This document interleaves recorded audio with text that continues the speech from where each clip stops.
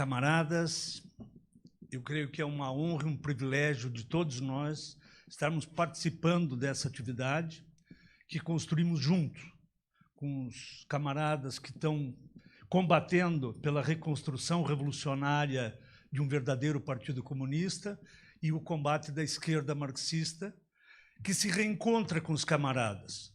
Porque, como já se falou aqui, há inclusive a declaração que tiramos em 2014, PCB Esquerda Marxista, ela, de certa forma, é retomada hoje por um combate que continuou. E, do ponto de vista do tempo, isso não é muito. E nós vamos ter muitos combates pela frente juntos, porque o imperialismo, o capitalismo é horror sem fim, como já se disse aqui. Eu queria dizer também, antes de entrar propriamente no tema, que foi muito importante a lembrança do Gabriel sobre os sindicatos belgas.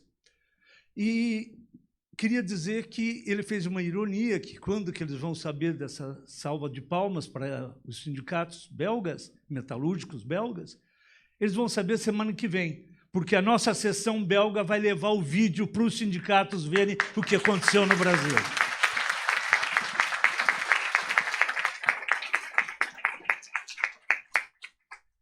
Eu vou um pouco chover no molhado, porque depois da fala do Gabriel e do Jordi, quase tudo foi dito, mas eu creio que não falta reforçar alguns aspectos, porque no debate, no movimento operário, vocês vão encontrar, nós vamos encontrar muita coisa disfarçada para justificar a continuidade desse horror sem fim.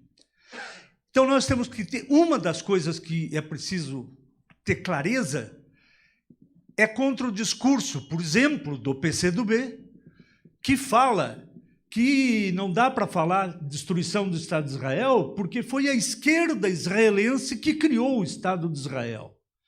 Esquerda israelense? Não. Primeiro, que não existia Israel.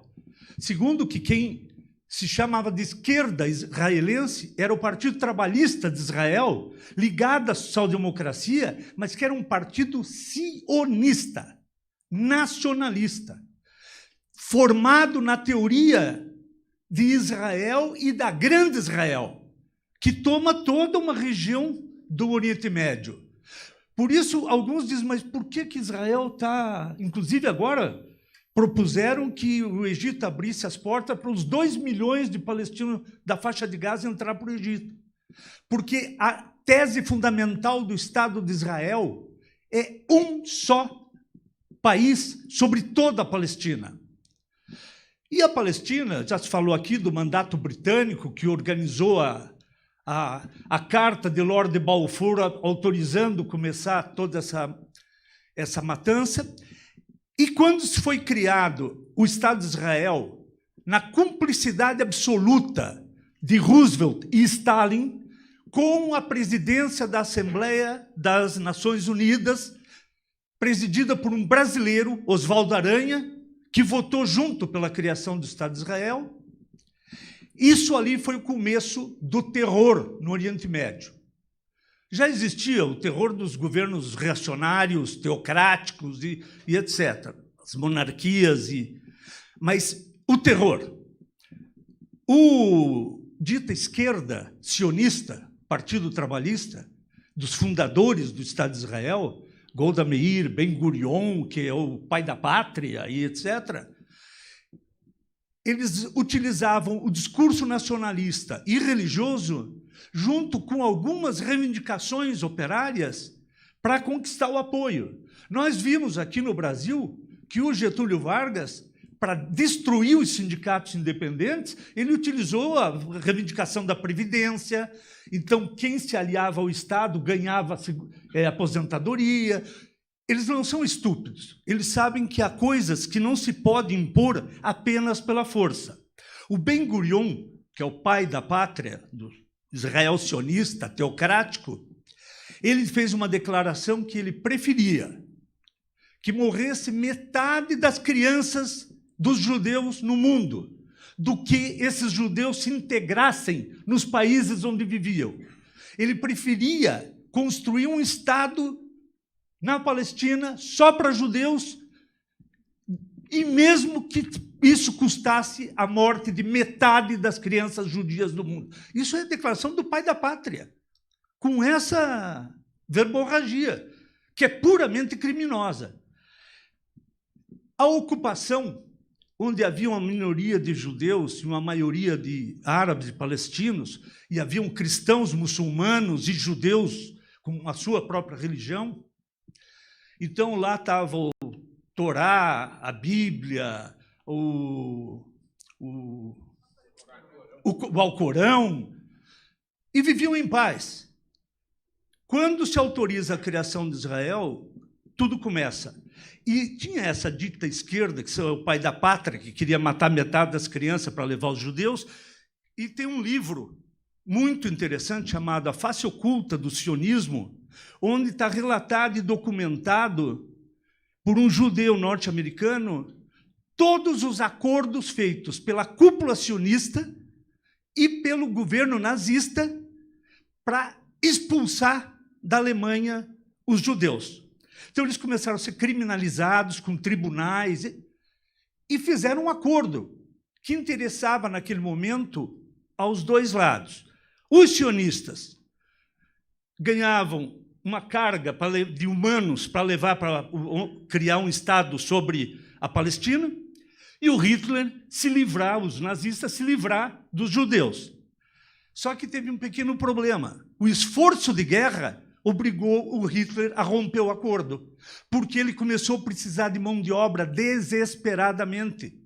Então, o Holocausto começa com o envio dos judeus, dos comunistas, dos socialistas, dos sindicalistas, e depois de cristão e quem mais for, para os campos de trabalho forçado.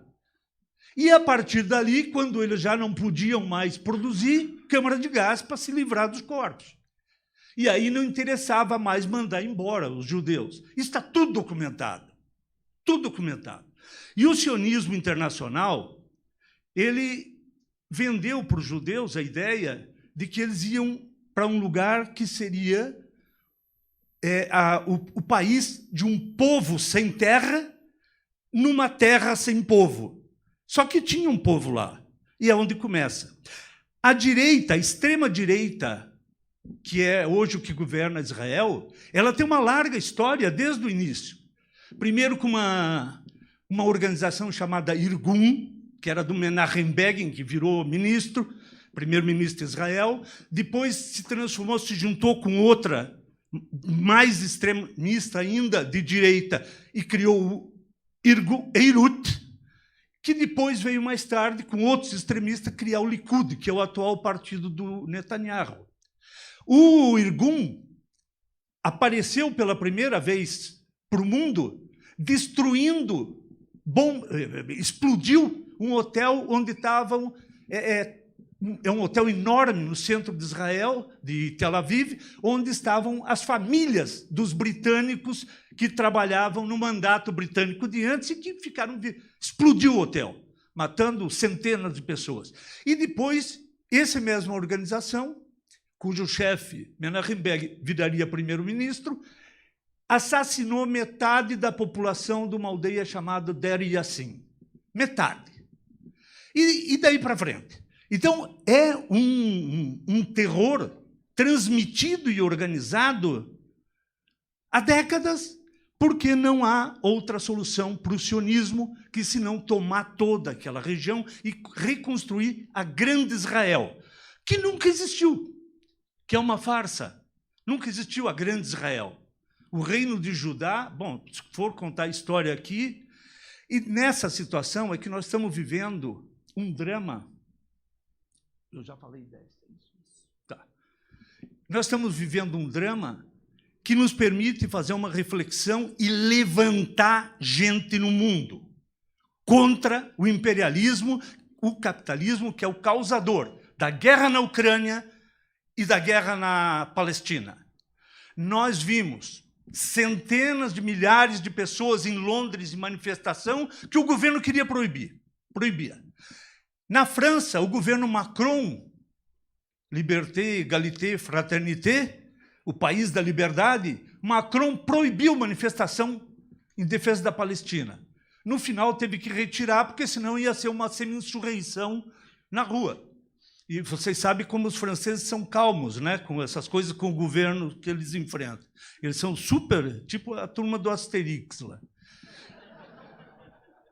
Agora, o espantoso, o Jordi falou alguma coisa sobre isso, é que no Canadá persigam os estudantes que querem organizar um debate sobre a questão da Palestina, que em Londres se persigam os estudantes e proíbam de realizar dentro das universidades, em Oxford, na Universidade de Londres, qualquer atividade que fale em intifada, Palestina livre, o fim do Estado de Israel, nem pensar. E agora estão em Londres, Jordi me contava agora há pouco, botando fotografia e tal de gente que estava na manifestação, criminalizando-os, como se fossem apoiadores do terrorismo. Em Florianópolis, nós fizemos um ato semana passada, sexta-feira. Tem um ato que tinha algumas milhares de pessoas, que para a nossa cidade, a cidade de Florianópolis, é um grande ato. Nesse ato, eu estava no caminhão de som. E eu vi o ato inteiro, do começo, a passeata, tudo, até o fim. Um ato tranquilo, todo mundo com as bandeiras, cantando, gritando, e Palestina livre, etc. Então, foi tudo até o final, a polícia não se meteu, e foi até dissolver o ato. No dia seguinte, na capa do jornal em Florianópolis, palestinos queimam bandeira de Israel. Mas não tinha, ninguém queimou bandeira nenhuma, apesar de que eu não seria contra, mas ninguém teve isso. E eles pegaram uma bandeira de Israel meio queimada de outro lugar, em algum lugar do mundo, e fizeram uma foto meio borrada e botaram na capa do jornal. Olha até onde vai a hipocrisia. As democracias europeias estão fazendo o que estão fazendo. Os Estados Unidos, né? Agora, eu quero dizer uma coisa. Isso também está tirando a poeira, a sombra da frente dos olhos de muita gente, que começa a perceber que não vai ter solução sem revolução. Você pode mobilizar na Palestina dizendo: nós não queremos um Estado que é um Estado de apartheid. Eles criticam o Irã, mas é um Estado teocrático também, e dividido em linhas de apartheid.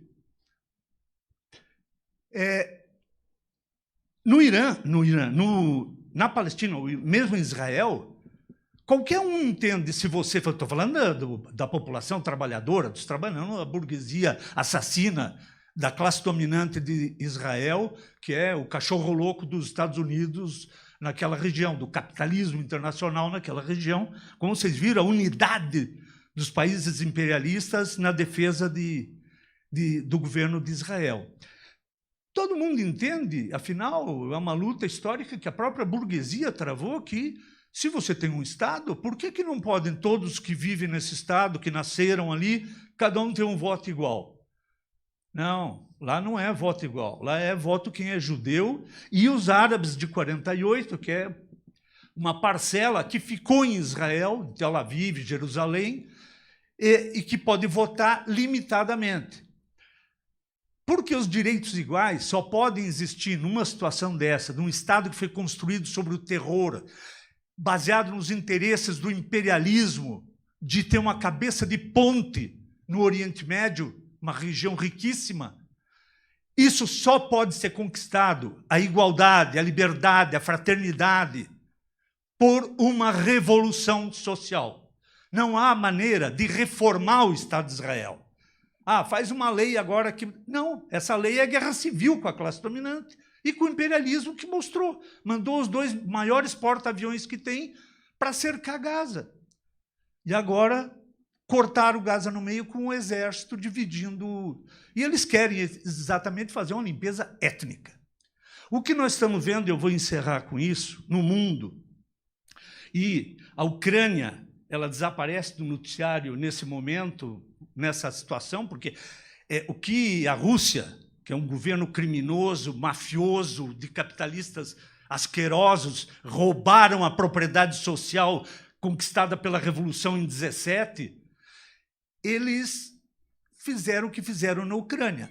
Olhem a Palestina, já estou concluindo, olhem a Palestina e não dá a impressão que a Ucrânia, semi-destruída, é um jardim de infância perto da Palestina?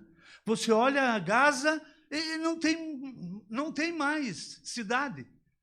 E é nessa situação que nós temos que construir cada vez mais mobilizações, atividades e ir para cima desse governo que faz teatro todos os dias. O governo Lula é uma vergonha no sentido da traição que ele comete contra o povo que tinha esperanças de mudança com o governo do PT, e agora que é o governo do PT, Alckmin, Lira, Pacheco e tutti quanti, né? O PFL já está no governo, está todo mundo lá, está todo mundo. Então, a exigência tem que ser de ruptura de relações com o Estado sionista, como a Bolívia acabou de fazer. Como o Gabriel falou da Colômbia, e mesmo do Boris, o traidor chileno lá.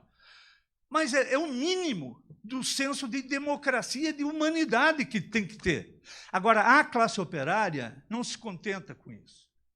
Porque o problema da opressão, inclusive da ação do sionismo internacional, nós sentimos aqui.